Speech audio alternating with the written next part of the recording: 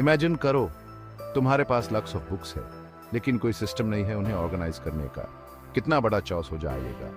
Biological classification भी ऐसे ही है, जैसे हम लिविंग ऑर्गेनिजम्स के लिए एक लाइब्रेरी सिस्टम बना रहे हैं। यह सिस्टम ह्यूमन अर्थ पे लाइफ की डाइवर्सिटी को अंडरस्टैंड करने में हेल्प करता है। यह सिस्टम ऑर्गेनिजम्स को उनके शेयर्ड कैरेक्टरिस्टिक्स के बेस पे ग्रुप करता है, जिससे उन्हें स्टडी करना और उन्हें समझना इजी हो जाता है।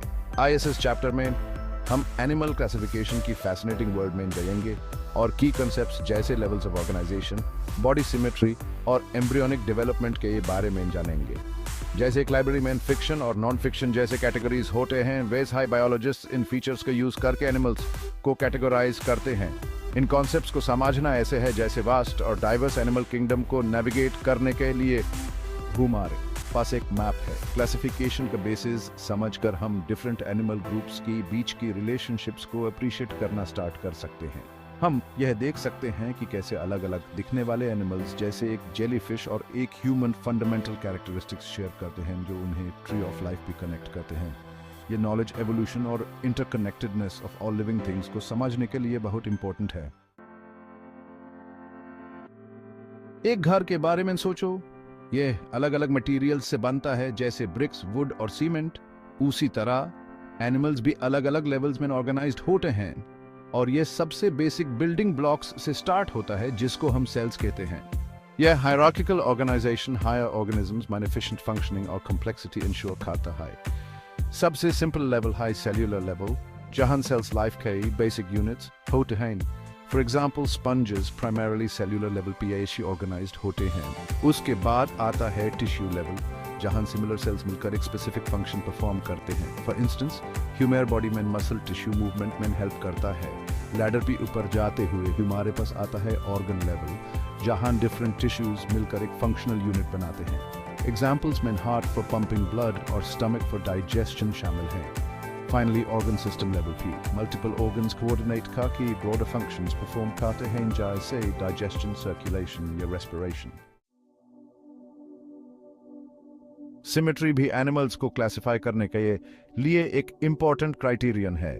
यह किसी एक्सिस या पॉइंट की along body parts की बैलेंस डिस्ट्रीब्यूशन को रिफर करता है। इमेजिन करो तुम एक पेपर को हाफ में फोल्ड कर रहे हो। अगर दोनों हाल्वेस परफेक्टली मैच करते हैं तो पेपर में सिमेट्री है। एनिमल्स अलग अलग टाइप्स की सिमेट्री एग्जिबिट कर सकते हैं। कुछ जैसे स्पंजेस में कोई डेफिनेट सिमेट्री नहीं होती और उन्हें असिमेट्रिकल कहते हैं। दूसरे जैसे स्टारफिश रेडियल सिमेट्री एग्जिबिट करते हैं, जहां उनके बॉडी पार्ट्स एक सेंट्रल एक्सिस के अराउंड अरेंज होते हैं, जैसे एक व्हील पे स्पोक्स। फाइनली बहुत सारे animals including humans bilateral symmetry exhibit करते हैं।